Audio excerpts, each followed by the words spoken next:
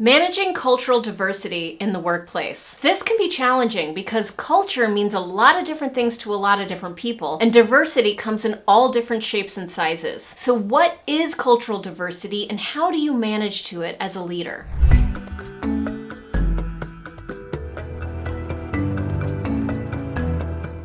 If you're operating in a modern workforce, then in the last few years, you've started to lean into diversity, equity, and inclusion initiatives because you understand how important that is to you achieving your results. Now that you've got a diverse workforce, how do you make sure you're creating a culture of inclusivity, a culture that works for everyone? Well, it starts by understanding what culture is. We all bring our own cultural backgrounds to work, and then we have a shared workplace culture that we co-create. And that can get complex because the human psyche is complicated and people are all different. So let's start by understanding what culture is and how that shapes not only who we are as individuals, but the workplace that we co-create. Culture is experiences which lead to beliefs that determine the actions that we take and which get us results. So let's start at an individual level. In our childhood, we have millions of experiences. Those experiences are the way that we were raised, what our parents were like with us, if we had a small family or a big family, what values our family held, whether or not we were raised with a religion or no religion, and even little things like what the rules were about food and the dinner table, or whether or not you could dress yourself before you went to school. All of these and millions more were experiences. And as children, those experiences start to develop beliefs that we have about the world, about who we are and what is important to us, and what's okay and not okay. Those beliefs are integral to our personality. They are what determines our values and how we act in the world. Those beliefs lead to actions. It determines the decisions we make about who we want to be when we grow up and how we want to interact with people in our lives. And those actions get us results, right? I mean, the actions that you take every day determine the kind of life that you create for yourself. That is the model of culture, not just at a personal level, but also at work. So in the workplace, we follow the same model. We have experiences with our coworkers, experiences in meetings, experiences with the work that we're interacting with. And those experiences lead to beliefs about the work that we're doing. They lead to beliefs about our colleagues, about where I fit within this organization and whether or not I belong. And those beliefs determine the action we take. People who feel like they are valued and they belong and they're included, they're more inclined to participate, to contribute, to lean into the work they're doing. And they're less inclined to quit, to check out, and to quiet quit. Well, collectively, the actions that all of the employees take in the workplace determine the results that that organization gets. And so culture is critical to business results. And the leaders who think that culture is some frou-frou, touchy-feely thing, they're failing to leverage culture to really drive the business results that they're going for.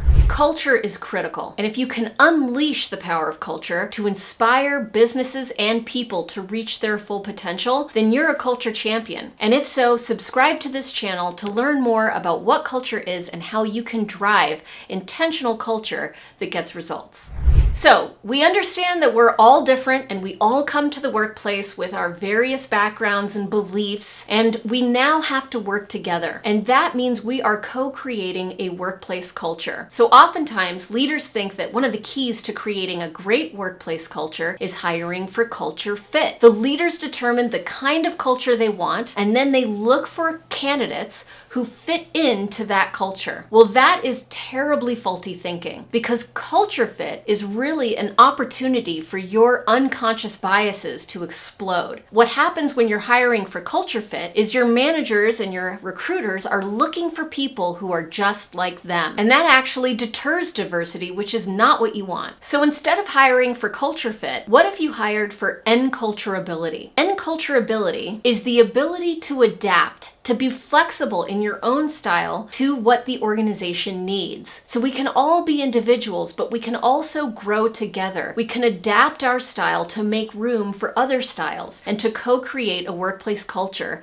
that drives results. When you're hiring for enculturability, you can ask questions about how they adapt to new environments and new situations. That ability to adapt is the key, not whether or not the hiring manager thinks they fit in. So the best way to manage cultural diversity starts with looking inward. Ask yourself what biases you develop. We all have biases. We determine them when we were in childhood. The way we were raised determines the beliefs we have about the world and what we think is right and wrong, and those are our biases, whether we know them or not. And so it's normal to have biases. The question is, are those biases getting in the way of creating an inclusive workplace for you and your colleagues? So ask yourself what your unconscious biases might be. And the way to figure them out is to notice discomfort. When you meet someone for the first time, we all have snap judgments. We make first impressions in less than 2 seconds. You see someone and you judge them based on what they look like. That is a normal human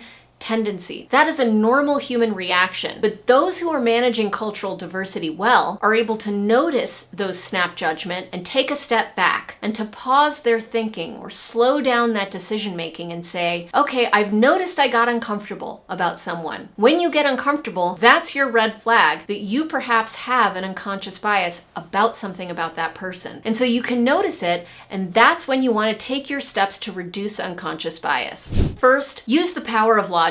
When we are conscious of our biases, we can talk ourselves out of them by using our intellect. Second, try acting as if your bias doesn't exist. Just ignore it. Pretend it doesn't exist and see what happens. And third, explore awkwardness and discomfort. Ask for help. Talk to your friends and family about the unconscious biases that you're noticing and start trying to create a sense of understanding of whatever it is that's making you feel uncomfortable. Culture does not need to be complex. And if you'd like it simplified for you, I have a free gift. We have a culture guide that helps you understand how to create a culture that manages diversity and also drives results. To get the free guide, go to gift.culture.io or click the link in the description below.